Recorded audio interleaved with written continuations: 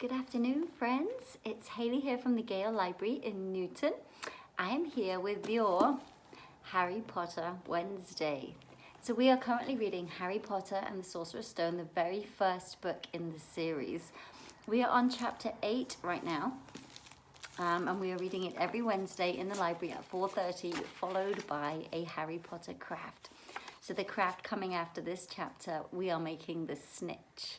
It's a very, very quick, doesn't even take 2 minutes to make, and you don't need a lot of materials either. So stay tuned after this chapter, chapter 8, to see how you can make your very own Snitch.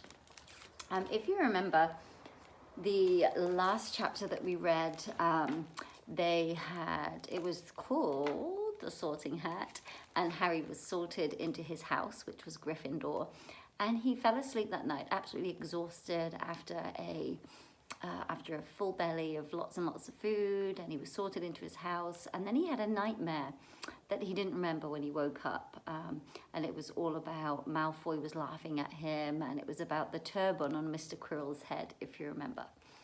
So chapter 8 of J.K. Rowling's Harry Potter and the Sorcerer's Stone is called The Potions Master. So here we go. If you've missed any of the chapters 1 through 7, you can catch up with them on our YouTube channel. Just head to YouTube, search Gale Library Newton, and you can see chapters 1 through 7 and continuing right till the end of the book on there. All right, you guys, the Potions Master.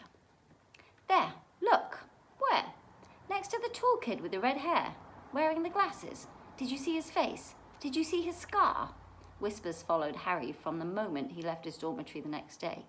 People lining up outside classrooms stood on tiptoe to get a good look at him, or doubled back to pass him in the corridors again, staring. Harry wished they wouldn't, because he was trying to concentrate on finding his way to classes. There are 142 staircases at Hogwarts, wide, sweeping ones, narrow, rickety ones, some that led somewhere different on a Friday, some with a vanishing step halfway up that you had to remember to jump. Then, there were doors that wouldn't open unless you asked politely, or tickled them in exactly the right place, and doors that weren't really doors at all, but solid walls, just pretending. It was also very hard to remember where anything was, because it all seemed to move around a lot. The people in the portraits kept going to visit each other, and Harry was sure the coats of armor could walk. The ghosts didn't help either. It was always a nasty shot when one of them glided suddenly through the door that you were trying to open. Nearly Headless Nick was always happy to point new Gryffindors in the right direction, but Peeves the Poltergeist was worth 2 locked doors and a trick staircase if you met him when you were late for class. He would drop waste paper baskets on your head, pull rugs from under your feet, pelt you with bits of chalk, or sneak up behind you, invisible, grab your nose and screech, "Got your conch!" Even worse than Peeves, if that was possible, was the caretaker, Argus Filch. Harry and Ron managed to get on the wrong side of him on their very first morning. Filch found them trying to force their way through a door that unluckily turned out to be the entrance to one of the out-of-bounds corridors on the 3rd floor. He wouldn't believe that they were lost. He was sure they were trying to break into it on purpose, and was threatening to lock them in the dungeons, where they were rescued by Professor Quill, who was passing. Filch owned a cat called Mrs. Norris, a scrawny, dusty-coloured creature with bulging, lamp-like eyes, just like Filch's. She patrolled the corridors alone. Break a rule in front of her, just put one toe out of line, and she'd whisk off for Filch, who'd appear wheezing 2 seconds later. Filch knew the secret passageways of the school better than anyone, except perhaps the Weasley twins, and could pop up as suddenly as any of the ghosts. The students all hated him, and it was the dearest ambition of many to give Mrs. Norris a good kick. And then, once you had managed to find them, there was the classes themselves. There was a lot more to magic, as Harry quickly found out, than waving your wand and saying a few funny words. They had to study the night skies through their telescopes every Wednesday at midnight and learn the names of different stars and the movements of the planets. 3 times a week, they went out to the greenhouses behind the castle to study herbology with a dumpy little witch called Professor Sprout, where they learned how to take care of all kinds of strange plants and fungi and found out what they were used for. Easily the most boring class was History of Magic, which was the only one taught by a ghost. Professor Binns had been very old indeed when he had fallen asleep in front of the staff room fire and got up the next morning to teach, leaving his body behind him. Binns droned on while they scribbled down names and dates and got Emmerich the Evil and Ulrich the Oddball mixed up. Professor Flitwick, the charms teacher, was a tiny little wizard who had to stand on a pile of books to see over his desk. At the start of their first class, he took the roll call, and when he reached Harry's name, he gave an excited squeak and toppled out of sight. Professor McGonagall was different again. Again different. Harry had been quite right to think that she wasn't a teacher to cross. Strict and clever, she gave them a talking to the moment they sat down in her class. Transfiguration is some of the most complex and dangerous magic you will learn at Hogwarts, she said. Anyone messing around in my class will leave and not come back. You have been warned. Then she changed her desk into a pig and back again. They were all very impressed and couldn't wait to get started, but soon realised that they weren't going to be changing the furniture into animals for a long time. After taking a lot of complicated notes, they were each given a match and started trying to turn it into a needle. By the end of the lesson, only Hermione Granger had made any difference to her match. Professor McGonagall showed the class how it had gone, all silver and pointy, and gave Hermione a rare smile. The class everyone had really been looking forward to was the defence against the dark arts, but Quirrell's lessons turned out to be a bit of a joke. His classroom smelled strongly of garlic, which everyone said was to ward off a vampire he'd met in Romania and was afraid would be coming back to get him one of these days. His turban, he told them, had been given to him by an African prince as a thank you for getting rid of a troublesome zombie. But they weren't sure they believed his story. For one thing, when Seamus Finnegan asked eagerly to hear how Quirrell had fought off the zombie, Quirrell went pink and started talking about the weather. For another, they had noticed that a funny smell hung around the turban, and the Weasley twins insisted that it was stuffed full of garlic as well, so that Quirrell was protected wherever he went. Harry was very relieved to find out that he wasn't miles behind everyone else. Lots of people had come from Muggle families and, like him, hadn't had any idea that they were witches and wizards. There was so much to learn that even people like Ron didn't have much of a head start. Friday was an important day for Harry and Ron. They finally managed to find their way to the Great Hall for breakfast without getting lost once. "What have we got today?" Harry asked Ron as he poured sugar on his porridge. "Double potions with the Slytherins," said Ron, Snape's head of the Slytherin house. "They always say he favours them. We'll see if it's true." "Wish McGonagall favoured us," said Harry. Professor McGonagall was the head of the Gryffindor house, but it hadn't stopped her from giving them a huge pile of homework the day before. Just then the mail arrived. Harry had gotten used to this by now, but it had given him a bit of a shock on the very first morning, when about 100 owls suddenly streamed into the Great Hall during breakfast, circling the tables until they saw their owners and dropping letters and packages onto their laps. Hedwig hadn't brought Harry anything so far. She sometimes flew in to nibble his ear and have a bit of toast before going off to sleep in the owlery with the other owls. This morning, however, she fluttered down between the marmalade and the sugar bowl and dropped a note onto Harry's plate. Harry tore it open at once. It said, in a very untidy scrawl, "Dear Harry, I know you get Friday afternoons off, so would you like to come and have a cup of tea with me at around 3? I want to hear all about your first week. Send us an answer back with Hagrid." Harry borrowed Ron's quill, scribbled, "Yes, please, see you later on the back of the note, and sent Hedwig off again. It was lucky that Harry had tea with Hagrid to look forward to, because the potions lesson turned out to be the worst thing that had happened to him so far. At the start of term banquet, Harry had gotten the idea that Professor Snape didn't like him. By the end of the first potions lesson, he knew he'd been wrong. Snape didn't dislike Harry. He hated him. Potions lessons took place down in one of the dungeons. It was colder here than up in the main castle, and would have been quite creepy enough without the pickled animals floated in glass jars all around the walls. Snape, like Flitwick, started the class by taking a roll call, and like Flitwick, he paused at Harry's name. "Ah, yes," he said softly. "Harry Potter, our new celebrity." Draco Malfoy and his friends Crabbe and Goyle sniggered behind their hands. Snape finished calling the names and looked up at the glass. His eyes were black like Hagrid's, but they had none of Hagrid's warmth. They were cold and empty and made you think of dark tunnels. "You are here to learn the subtle science and exact art of potion making," he began. He spoke in barely more than a whisper, but they caught every word. Like Professor McGonagall, Snape had the gift of keeping a class silent without effort. "As there is little foolish wand-waving here, many of you will hardly believe this is magic. I don't expect you will really understand the beauty of softly simmering cauldron with its shimmering fumes, the delicate power of liquids that creep through human veins, bewitching the mind, ensnaring the senses. I can teach you how to bottle fame, brew glory, even stop a death, if you aren't a big bunch of dunderheads as I usually have to teach."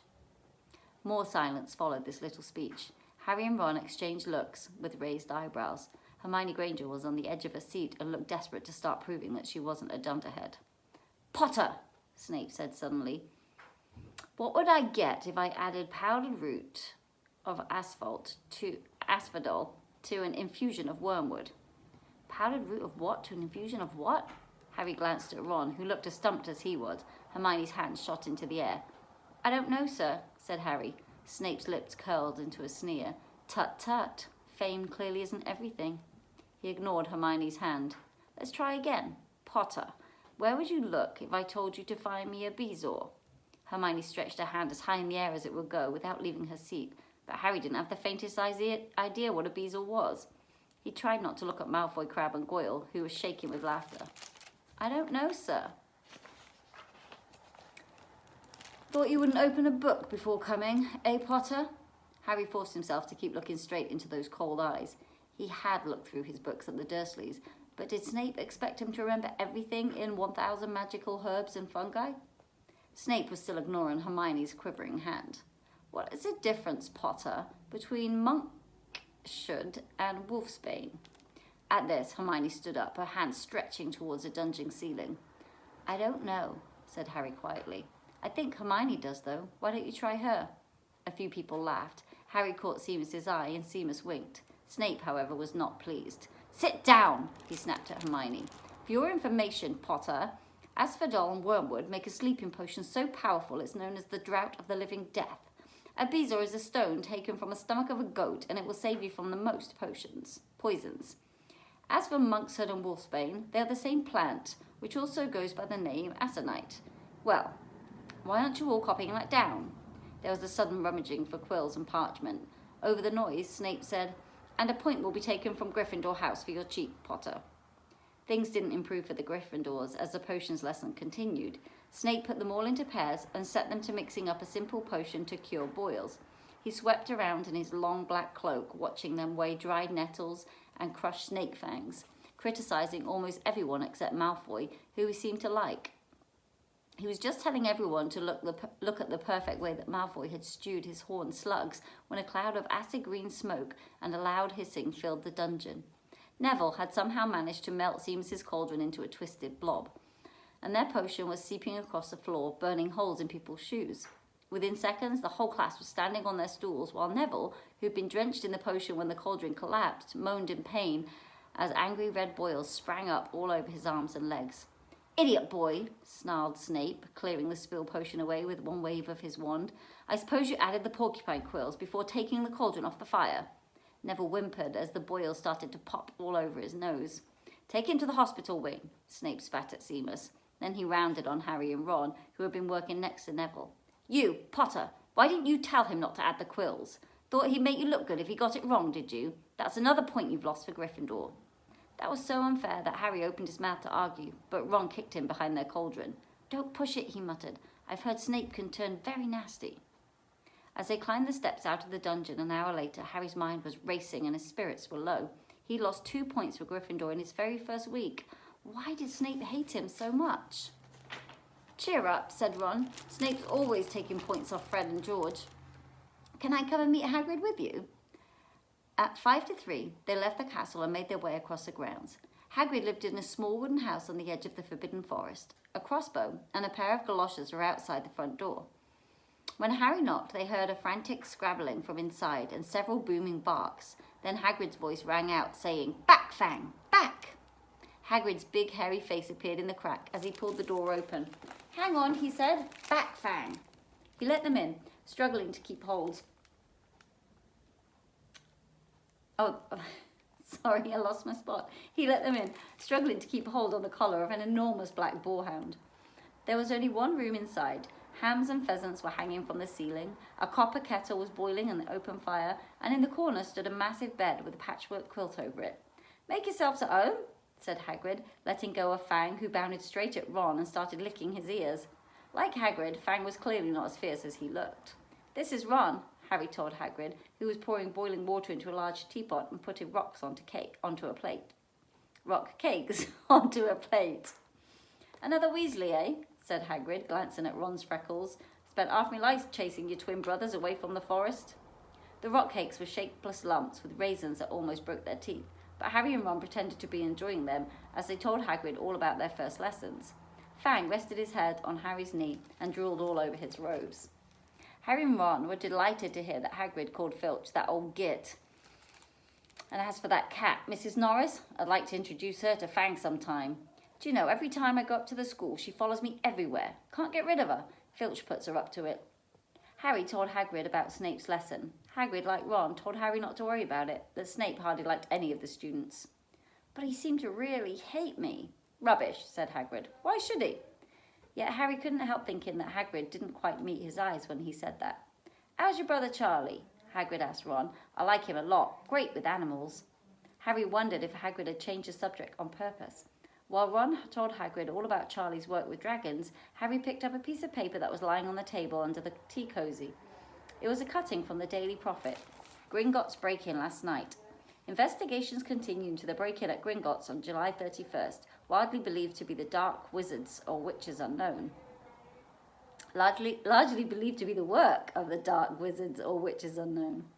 Gringotts goblins today insisted that nothing had been taken. The vault that was searched had in fact been emptied the same day. But we're not telling you what was in there, so keep your noses out if you know what's good for you, said a Gringotts spokesgoblin this afternoon. Harry remembered Ron telling him on the train that someone had tried to rob Gringotts, but Ron hadn't mentioned the date. Hagrid, said Harry, that Gringotts break-in happened on my birthday. It might have been happening while we were there. There was no doubt about it. Hagrid definitely didn't meet Harry's eyes this time. He grunted and offered him another rock cake. Harry read the story again. The vault that was searched had in fact been emptied earlier that same day. Hagrid had emptied the vault 713, if you could call it emptying, taking out that grubby little package. Had that been what the thieves were looking for?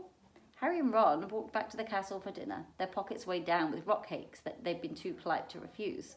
Harry thought that none of the lessons he's had so far had given him much to think about as tea with Hagrid. Had Hagrid collected that package just in time? Where was it now? And did Hagrid know something about Snape that he didn't want to tell Harry? Sorry, my voice was funny. I kept missing my words in that chapter at the end. So that was chapter 8. Next week, chapter 9 is the Midnight Duel, which is a very exciting chapter because I've read it already.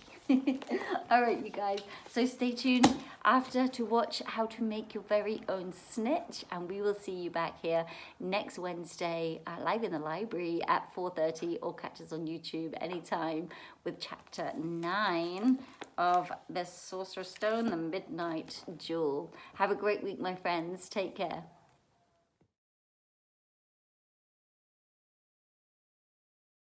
Hi friends, it's Hayley here from the Gale Library in Newton, here with your Harry Potter craft today.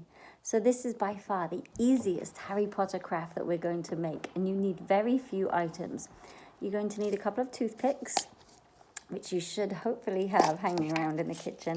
It doesn't matter what color you have. I've got colored ones here, but you can use any because you're not going to see the toothpicks. So why I'm trying to find two matching colours, I don't know, but I've got two yellow ones. Okay, you will need this printable. It is called Snitch Wings, and you can just Google Harry Potter Snitch Wings, or if you need it, you can come to the library and grab it from me. So print that out. You will need a Ferrero Rocher chocolate. You will need a pair of scissors, and you'll need a glue stick, and that is pretty much it for this craft. So what you're going to do is you're going to cut out 4 wings. 1, 2, 3, 4. And you need to make sure you have 2 opposites. So these 2 and these 2, which I have already done. And I have here because you want to make sure that when you put them back to back like this, they match up. Okay, so the first job we're going to do is glue our toothpicks into our wings. So you just need any old glue stick, and you're going to cover one wing with glue. And then you're going to pop your stick right on top of it. You're going to cover the other stick with glue, with glue, and you're going to stick it right on the top. You want about half of your toothpick showing. I'm going to show you mine. Like so. So you've got your wing poking out with half of the toothpick, and we're going to do that again for the second wing. So we're just going to cover them both. You're putting your toothpick in the end with the fatter end of the two ends, because that's the end that we're going to stick into the chocolate. And we're just going to do exactly the same thing again. Glue one on top of the other with the toothpick in the middle and stick it down so it's tight down. So you should have two snitch wings like so. Okay, now all you're going to do, and that's it, we don't need the glue anymore. We are going to peel off the top little sticker, put it to one side. We're going to take the bottom wrapper, we don't need that, so put it to one side.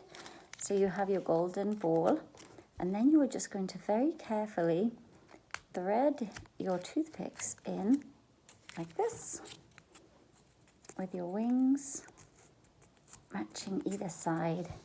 And it is that simple. There you have your golden snitch in less than 3 minutes. All right, you guys, I hope you enjoyed your chapter of Harry Potter, and I hope you enjoyed making the golden snitch. We will be making it after our chapter today within the library, so hopefully you guys came in and made it with us. Have a great day. We'll see you next week for Harry Potter. Bye, guys.